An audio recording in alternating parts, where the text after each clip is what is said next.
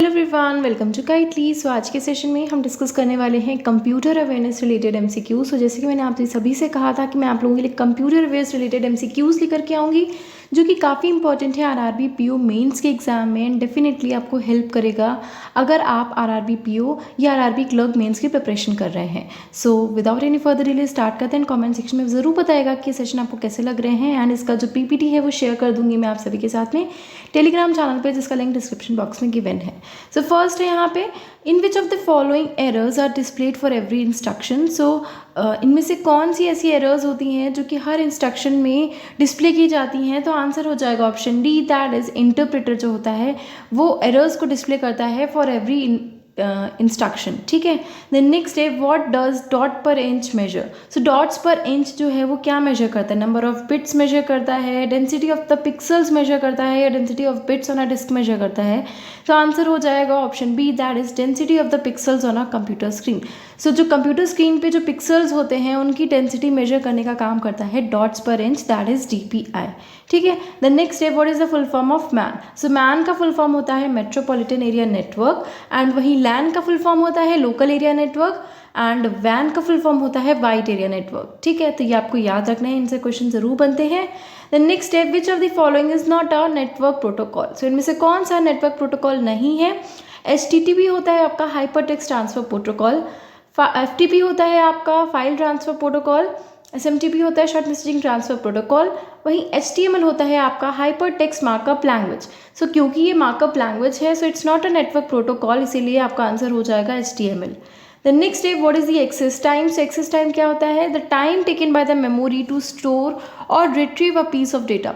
सो किसी भी डेटा को स्टोर या उसको रिट्रीव करने के लिए जो टाइम लगता है मेमोरी में उसे कहा जाता है एक्सेस टाइम। नेक्स्ट है, जो डेटा होता है वो मॉडिफाई किया जाता है to specific code and protected in the sender side while transferring. So देखते हैं आप कि अभी अगर आप कोई कोड्स में ट्रांसफ़र करते हैं तो वो एक कोड्स में कन्वर्ट हो जाता है ताकि कोई भी उसे ऐसे पढ़ ना पाए, एंड वो जो ट्रांसफ़र किया जाता है and the special key is use to retrieve the original data. और एक स्पेशल की यूज़ की जाती है ताकि जब वो सेंडर से पहुँचे तो फिर एक स्पेशल की के थ्रू उस ओरिजिनल डेटा को रिट्रीव किया जा सके इन द रिसीवर साइड। तो इस प्रोसेस को क्या कहते हैं to retrieve the original data? तो ये होता है डिक्रिप्टिंग। ठीक है। वहीं इनक्रिप्टिंग क्या होता है? इनक्रिप्टिंग जस्ट इसका अपोजिट होता है कि जो इधर से जो भी डेटा वैसे पहुंचा जाता है उसे इनक्रिप्ट किया जाता है, उसे हाइड किया जाता है, तो उसे कहा जाता है इनक्रिप्टिंग। सो ये होता है अगर किसी भी डेटा को आप प्रोटेक्टेड वे में ट्रांसफ़र कर रहे हैं और उसे रिट्रीव करने के तरीके को कहा जाता है, स्पेशल की को कहा जाता है डिक्रिप्टिंग। ठीक है। द नेक्स्ट है, what is the term use to denote the repetition of data in DBMS। DBMS यानी कि डेटाबेस मैनेजमेंट सिस्टम में आपके जो डेटा का रिपीटेशन होता है उसे क्या कहा जाता है? So that is called redundancy. So redundancy से रिलेटेड क्वेश्चन जरूर बनता है, पूछ ही लिया जाता है कि repetition of data in DBMS क्या होता है। So that is a term use redundancy. ठीक है।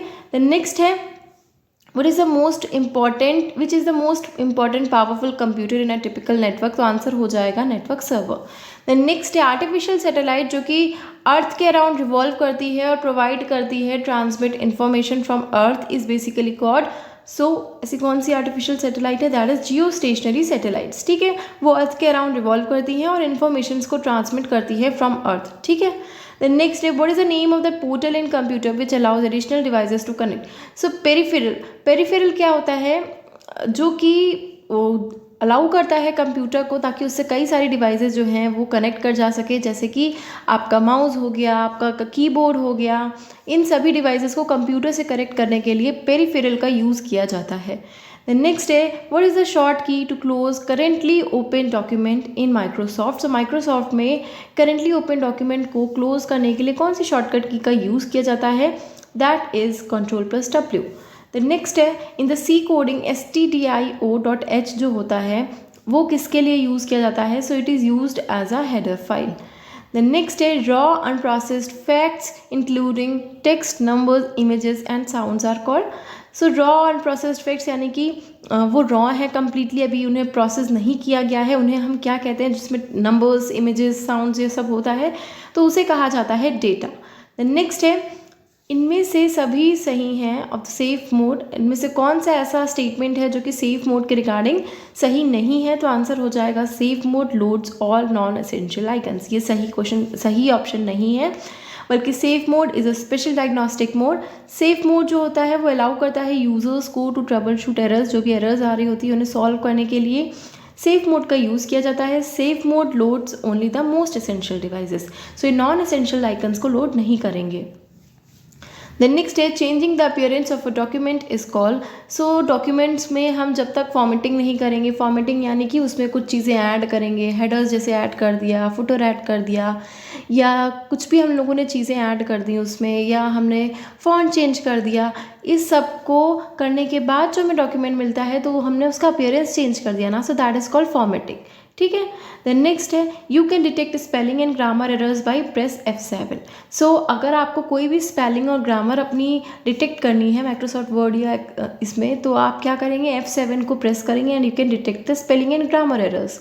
देन नेक्स्ट है which of the following is necessary to track computer while connecting on internet.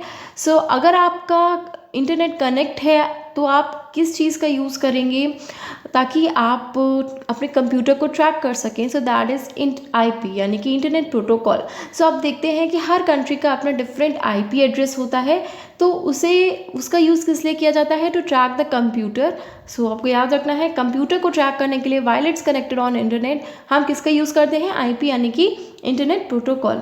The next है इनमें से कौन सा एग्जाम्पल नहीं है सिंप्लेक्स का? सिंप्लेक्स क्या होता है? जब हमें सिंगल इन्फॉर्मेशन एक ही एंड से जाती है तो उसे हम कहते हैं सिंप्लेक्स।